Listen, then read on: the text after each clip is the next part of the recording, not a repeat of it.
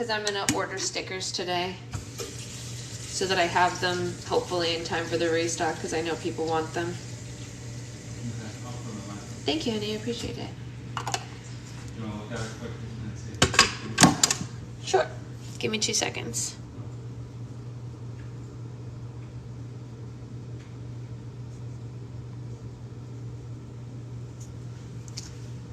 Let me see. What did you change? better. That's fancy. What happened? That's adding back in. That's only after the drop set.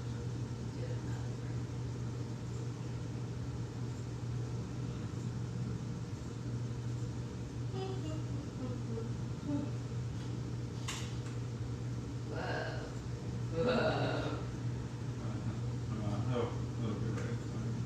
Very cool. They look very chunky. No, it was a little bit more. Get the milks and stuffs.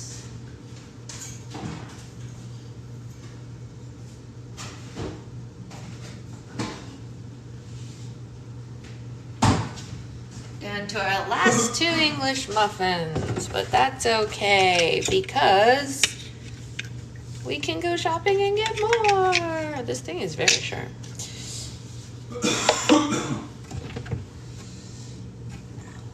Time for coffee. Morning. Hello.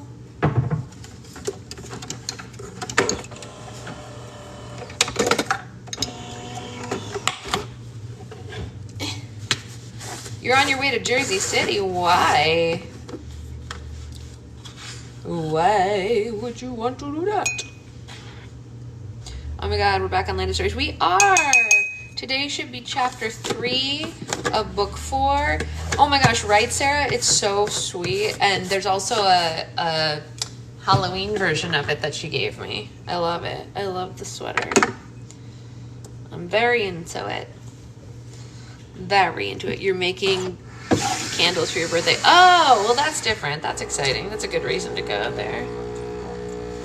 As long as it's a good reason and not just that you have to go to Jersey City, although I don't know why you would just have to go to Jersey City. I do not know. I have the sweater song stuck in my head. It's Secret Boyfriend's fault. We're blaming him entirely. You hear that, babe? It is your fault. But it's your fault. If you want to destroy my sweater, whoa, whoa, whoa. Man, that coffee smells good. It is a great song. I agree. You're right. You're right. Pull this thread as I walk away, as I walk away. I know. It's really good. Last night we were messing around and I was singing, like I was trying to turn those songs into like what they would be like if they were in a Broadway show. I don't know. That's a good question, Shelly. You should make a playlist. That would be funny. Does Cardigan count? I am going to make slime later today. Yes, I am. This afternoon we will make slime, and then tonight we have After Dark. Ooh. Coffee meets cinnamon roll. Yeah, it is amazing, and this is the sugar-free one. It's very good. It's not as, so this is not my favorite one. I like it a lot, but it's not as good as like the Italian cream one is really good. The one that's like Rolo's is really good, and then the peppermint mocha one is quite good as well. Those are my top ones that I buy the most, although this one is good as well. Hello. I'm gonna go get Secret Boyfriend his coffee. One moment. Oh, Secret Boyfriend.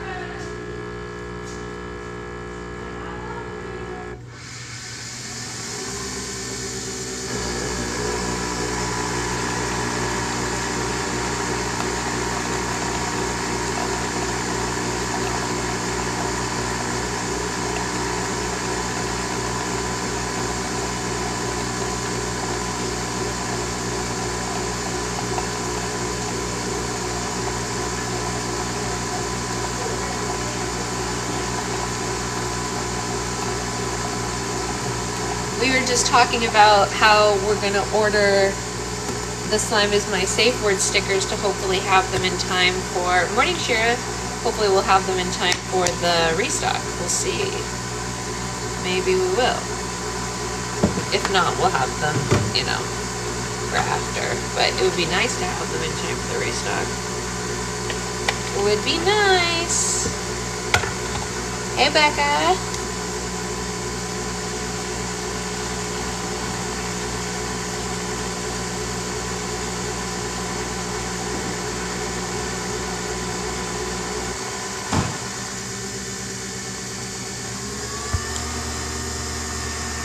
Morning.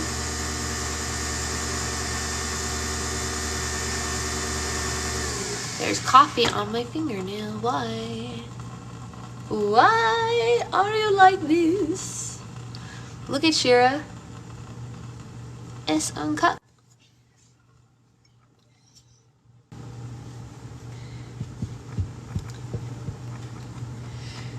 I said this to James the other day and he goes, "Hey, Ollie."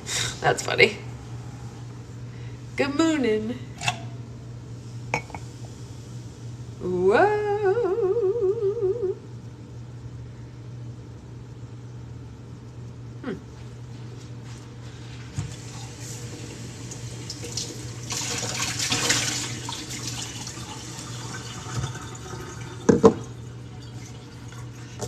Hey, how you doing? Arbitrary, how you feeling this morning? Is it a good morning for you? That mug is really cute. I do love it. You see me drink it a lot. Well, you weren't in a couple of the book clubs, but I've been using it a lot. This has been a go-to cup for me. Tis nice. Tis nice. I'm into it. The slime room is in a state, but that's okay. Good so far. Excellent. Just so everyone here knows, I did order more of those. Oh, mermaid. I saw that. I did order more of those silica beads in multiple colors. I think I may have figured out. Oh, okay, bye, Shelly. See you later. We love you. I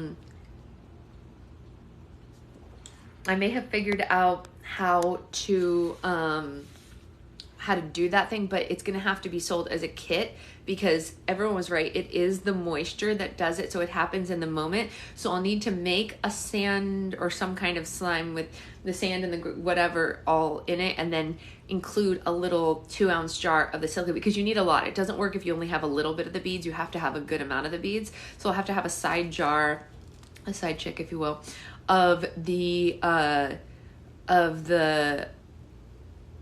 beads, and then I'll have to show you guys how to add them to it specifically so that it makes the popping sound and we can have a snap crackle pop or pop rocks or who knows what else. Yeah, but it's not pokey. They're not rough feeling at all. They're very smooth. The beads, they're pretty soft and smooth, but I ordered them in 2 colors. So hopefully my theory is correct and it works, and then we have something really cool, you know? The sound lasted for, I want to say 15 full minutes. It's a pretty good, like, it gives a pretty good amount of sound. Yeah, new hair color. And since we're not on a slime live, I can touch it and show it. He gave me rainbow bangs as per usual because that's kind of my signature thing, rainbow bangs. And then we went with like a strawberry creamsicle kind of color palette everywhere else. Although I do have rainbow baby lights in other places. Yeah. But I always love to have a rainbow bang. That's kind of like my thing, if you will. Okay. So we are on chapter 3. Thank you so much, Dakota. That's very kind of you to say. We're on chapter 3 of Land of Stories, book 4. And we have a lot going on today, so let's hop right into reading it because we are going to have multiple lives today. So I got to get to running some errands and whatever, yada, yada, yada. We're going to go to the farmer's market this morning also because, you know, it's Saturday. It can't be all work. Got to have a little bit of fun and household things. So let's read chapter 3, Land of Stories, book 4. It had been 2 weeks. Sorry. I guess. I don't know. I see you say disdain right now, Becca. It has been 2 weeks since I last heard from you, Charlotte yelled from the magic mirror. Do you know what it's like to be a parent and not hear from your children? One day, I hope you have kids who disappear for weeks and months at a time, just so you know what you and your sister are constantly putting me through. Connor sat in his sister's chambers at the fairy palace, wishing he were anywhere else in the world. No, Mom, I don't, he said. I'm sorry that we haven't been good about keeping you informed. I will not tolerate this anymore, she said. If I don't hear from you at least twice a week, I am coming into the fairy tale world and bringing you both home with me. Mom, you can't come into the fairy tale world without Matt, Connor said, and quickly realized that he shouldn't have said anything. Charlotte raised both of her eyebrows and gave her son the dirtiest look he had ever seen her make. You don't think that I can come into the fairy tale world, Connor? She asked and swiveled her head. I don't care how thick the border between the dimensions is. Nothing is going to keep me from my children. Magic or no magic, I will crawl right through this mirror and drag you both back if I have to. It was obvious that there was nothing he could say to make the situation any better. The twins were guilty of neglecting their mother, and now Connor was getting an earful about it.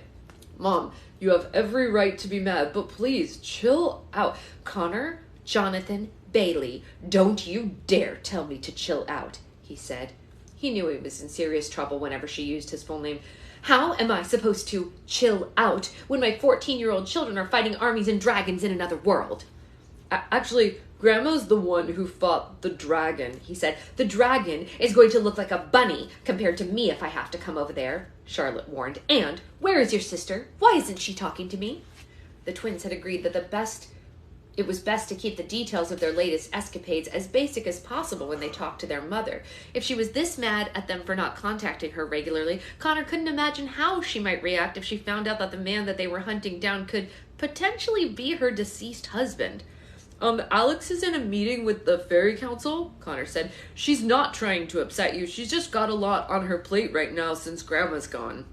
It was difficult for Connor to keep the truth from his mother, especially as he watched how it affected Alex. He half wished his mother would find a way into the fairy tale world and somehow retune his sister. I don't care how important or powerful you two become. I am your mother, and I deserve some respect, Charlotte said. If presidents and kings all manage to call their mothers, my children can too. There was a knock at the door. Froggy and Jack poked their head into the chambers. Connor figured that they must have been eavesdropping because they looked much more concerned than usual. It's okay, guys. You can come in, Connor said. My mom is just chewing me out for not calling her more often. He tried to laugh it off, but their expressions didn't change. You should come into the hall, Froggy said. Things are pretty heated between your sister and the council, Jack said. Connor sighed. There never seemed to be a moment's rest around the palace. Mom, I'm sorry, but I've got to go put out a fire, he said. I promise to talk to you at least twice a week. I'll drag Alex in front of the mirror next time if I have to. Charlotte crossed her arm. One last thing before you go. Connor braced himself for her last remark. He was positive this one would really sting. I love you both so much. Just please be safe, Charlotte said softly. It broke Connor's heart. He wondered if she had planned to end their conversation like this all along. His mother was a master at making him feel guilty. We love you too, Mom, Connor said. And please don't worry. We've got a lot of people looking out for us. And please tell Bob we said hello. Charlotte's image disappeared from the mirror. Connor followed Froggy and Jack out of the chambers and down the stairs into the grand hall of the fairy palace. He thought things between him and his mother had been tense, but the tension was so high in the hall it was difficult to breathe. The fairy council stood behind their respective podiums as Alex paced in front of them. The entire room was uncomfortable, and Connor could tell his sister was furious. Alex changed up her look in recent months, dropping everything that reminded her of their late grandmother. She replaced her blue gown that sparkled like the starry sky with a simpler green dress that grew wildflowers out of the seams. Her hair was longer than it had ever been, and a thin headband did a poor job of keeping it out of her face. She barely used her wand anymore. Even that was too reminiscent of her grandmother. Connor, Jack, and Froggy found Red and Goldilocks standing at the back. Both women were very quiet and stared at the floor. Hey, what's going on? Connor whispered to them. The council is asking Alex to call off her search for the masked man, Goldilocks whispered back, and she isn't taking it well. That much was obvious. Alex could barely look at any of the fairy council members in the eye. I don't understand why none of you are listening to me, Alex snapped. We are listening, Emeralda said, but we don't agree with you. What part don't you agree with? Alex raised her voice. The masked man is still out there. He's dangerous and we need to find him. End of discussion. The masked man is a criminal, but we don't see him as a threat now that the rest of the Grand Armée has been captured, Xanthos said. We supported your search for 5 months, but unfortunately he hasn't been captured yet, and it's time to move our attention to more pressing matters. There are still 12 children from the Charming Kingdom and 12 children for the Corner Kingdom missing, Skylene reminded the room. Yeah, and I bet the masked man is behind that, Alex said. He himself is in the middle of a grand scheme that he spent more than a decade plotting. I wouldn't be surprised if he kidnapped the children to get the witches' attention. He needed their help to recruit another army, so he orchestrated the beginnings of a witch hunt to scare them and convince them that they needed protection. No matter how logical it was to her, the Fairy Council refused to believe that the two were connected. Alex did the best she could to keep her frustration in check, but she could feel it bubbling up inside her like a volcano. Yes, you told us, Tangerina said.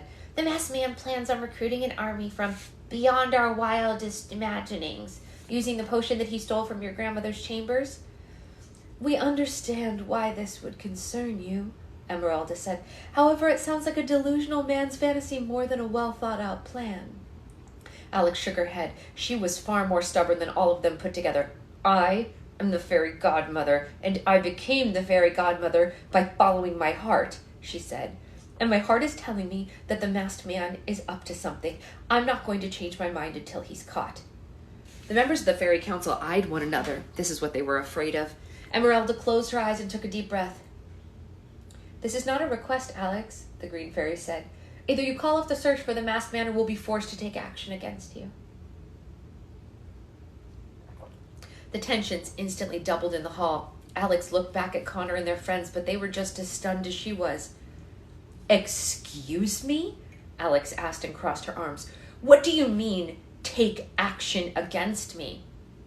Well, as members of the Happily Forever After Assembly, it's our job to protect it, Xanthos said, and if our leader is making decisions that we all disagree with that may be harmful for the kingdoms in any way, we can't stand by and let it happen. Alex threw her arms into the air. Let me remind you that if it hadn't been for me and my brother, all of you would be dead. I'm not the enemy. The enemy is out there, and you are wasting time. You asked Jack and Goldilocks to form a committee to track down the masked man and his men, Rosette said. Detach yourself from the task so that this council can focus on something productive. That was before I found out who the masked man really was, Alex blurted out. She hoped their disagreement wouldn't lead to this. Alex, listen to yourself, Skylene said. Your judgment is clouded because you think this man is your father. I know he's my father. I saw his face with my own eyes, she said. After all the times my judgment and intuition has saved this world, why are you fighting me on this? Your father died 4 years ago in the other world, Xanthos said. The masked man was in Pinocchio prison for over a decade. This can't be the same man. It just isn't possible. You said that you saw your father 2 days after your grandmother passed away, Emeralda said. Sometimes when we're overwhelmed, we see what we want to rather than what actually is. Alex was appalled that Emeralda would suggest such a thing. She could feel her blood boiling in her veins, and she didn't know how much longer until she was going to lose control of her anger. You think I wanted to see my father under that mask? She asked. Do you think I've wanted to lie awake every night, wondering how my father became a murdering thief or why he lied to his children about his death? I know the facts don't add up. I know it doesn't make sense, but 4 years ago, if you told me that the fairy tale world existed, I wouldn't have believed that either. The Fairy Council members rolled their eyes, or they sighed in exasperation. Alex couldn't believe how difficult they were making this. If you all think that what I'm saying is impossible, then we could be dealing with some serious dark magic. Perhaps magic we've never dealt with before. I know with all my heart that if we ignore this, we will regret it, she said. Connor closed his eyes and took a deep breath. It was hard watching his sister have to practically beg for respect. However, he wouldn't believe her if he were in her shoes either. Emeralda must have seen his uneasiness because she suddenly redirected the room's attention to him. Connor, what do you think? Do you think your sister saw what she thinks she saw? Connor's insides tightened from being put on the spot. His sister looked back at him with big, pleading eyes. If anyone could convince the council that Alex wasn't being irrational, it was him. He's been at her side since before they were born. I don't know, Connor mumbled. He stepped closer to her, trying to have a private word in a crowded room. Alex, in just a few days, you had your heart broken by that Rook guy. We fought an army, we lost Grandma, and you became the leader of the fairy tale world. Maybe Emeralda's right. Maybe you didn't actually see what you think you saw. Alex felt like she had the wind knocked out of her. She didn't have a single ally among them, not even in her own brother. He'd proven what the masked man said to her on the roof of the Witch's Brew. It was family who betrayed the most. A few tears rolled down Alex's face without her realizing it. Still, she wasn't ready to give up. I don't care how delusional you all think I am, she said. I am going to find the masked man and prove you wrong, with or without your help. Each of the council members nodded to Emeralda. The moment that they were dreading had finally come. Then I'm afraid we all have no choice, Emeralda said. Alex, the council feels that you are blinded by your emotions and not fit to lead the happily forever after assembly. For the first time in history, we hereby ungodmother you. What? Connor yelled. He couldn't believe his ears. How is that allowed? As your new superiors, we order you to stop your search for the masked man at once, Xanthos said. We believe continuing your pursuit will do more harm than good, so anything you do from here on out is against the council's wishes and will be considered a crime. You can't do that, Jack shouted. She hasn't done anything wrong, Goldilocks said. We were hoping to avoid this, but you heard her yourselves, Emeralda said. Everyone turned to Alex. All the blood had drained from her face, and she was eerily quiet. It was like she was having a bad dream. The people she once considered friends and colleagues were treating her like a criminal. Alex couldn't suppress her feelings anymore. She felt her frustration, her anger, her agitation begin to surface from deep within her.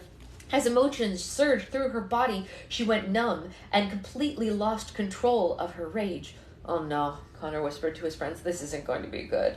Alex's eyes started to glow, and her hair floated above her head. She howled with laughter and levitated in the air. The Fairy Council was terrified. They had never seen her like this before. What is happening? Xanthos asked anxiously. She's just a little overwhelmed, that is all, Connor said. He put himself between Alex and the council, desperately trying to defuse the situation. Just give her a minute, everything will be fine.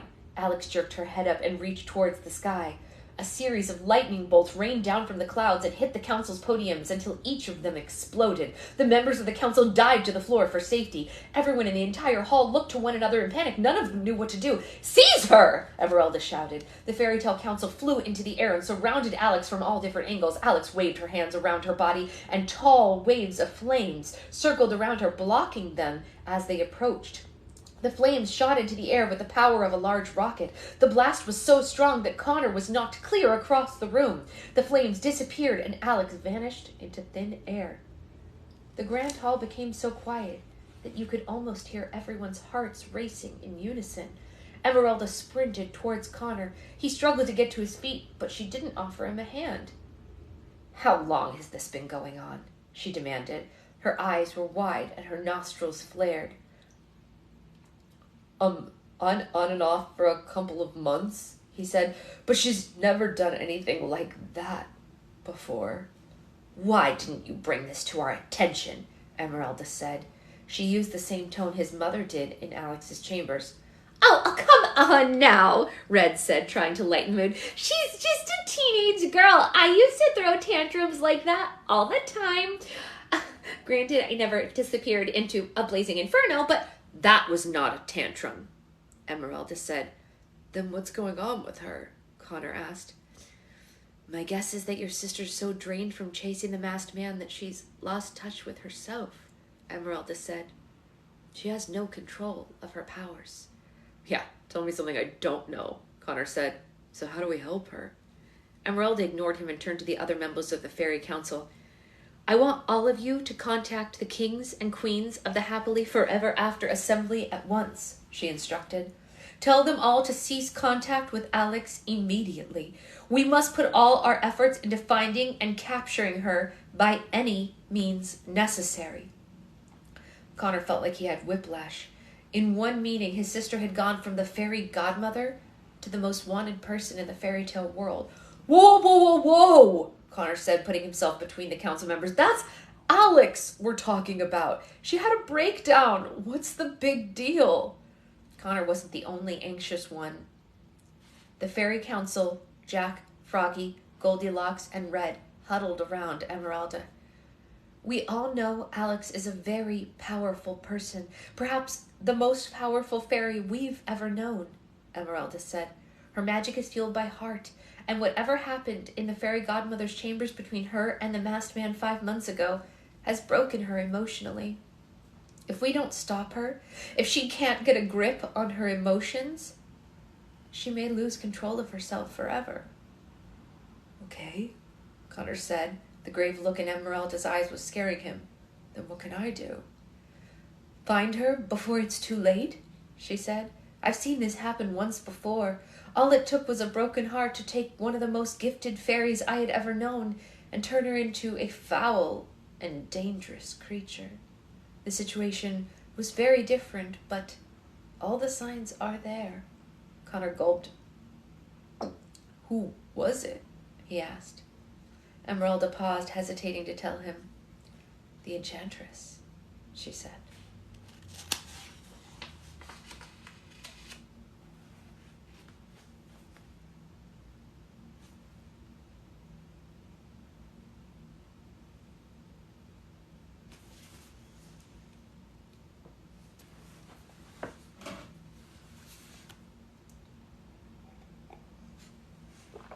Sad.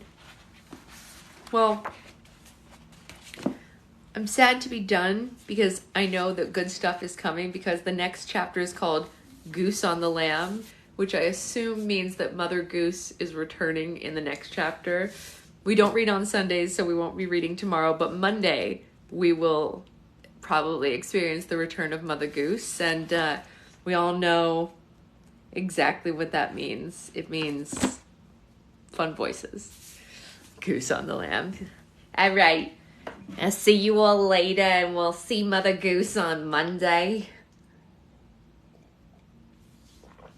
Anyway, I'm going to run some errands and all that stuff, and then hopefully hop on to make some slime this afternoon. And then at the very, very least, we will have After Dark this evening at 4 o'clock Pacific time, 7 o'clock Eastern time. Hopefully both, but it just depends on how fast I get all the errands done and all our shopping and everything. So I will see you all later. Have a great day until then. Enjoy your Saturday, and we'll be back to work shortly.